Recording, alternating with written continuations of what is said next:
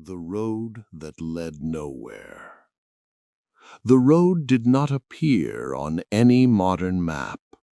It twisted through dense forests where sunlight barely touched the ground, its dirt surface cracked and overgrown as if no footsteps had passed for decades.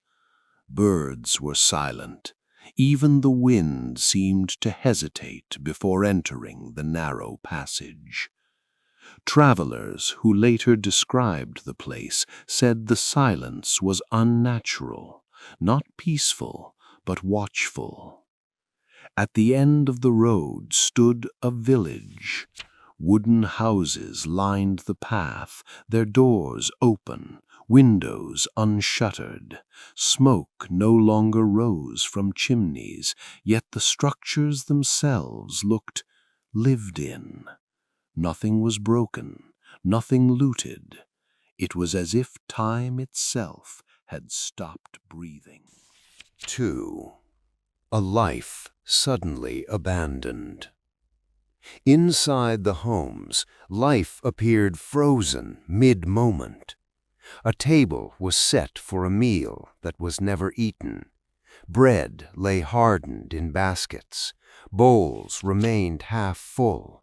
Chairs were slightly pulled back as if their owners had just stood up. In one house, a child's toy rested near the hearth. In another, a candle had burned down to a stub, but not completely. There were no signs of struggle, no blood, no fire, no tracks leading away, only silence. 3. The arrival of the investigators. When authorities finally reached the village, confusion replaced curiosity. They searched every structure. They examined the surrounding forest. They found no graves, no weapons, no signs of conflict. Some reported a strange pressure in the air, a sense of being watched. One investigator wrote in his notes, "It is as if the village was not abandoned, but removed." Another noted that compasses behaved oddly and that sounds seemed muffled, as though the land itself absorbed them. In the forest. At night, the forest changed. Witnesses later claimed they heard movement among the trees, soft, deliberate footsteps with no source. Shadows shifted where no light existed. Some believed the forest itself was alive.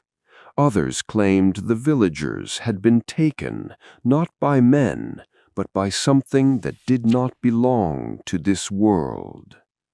Local legends spoke of places that should not be settled, of land that remembers those who disturb it.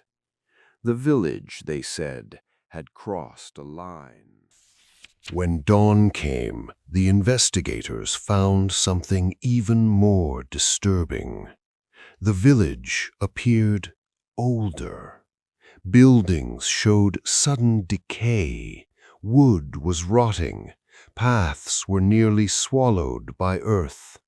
It was as if decades had passed in a single night. And then, just as mysteriously, the site itself began to disappear from maps. Later expeditions failed to locate it. Coordinates led only to empty wilderness. VI. What remains? Today, no physical trace of the village exists. Only fragmented documents remain, faded sketches, half-legible notes, and one final sentence found in a weathered journal, written in trembling ink. We were not taken. We were erased. To this day, no one knows what truly happened. Some say the village slipped through time.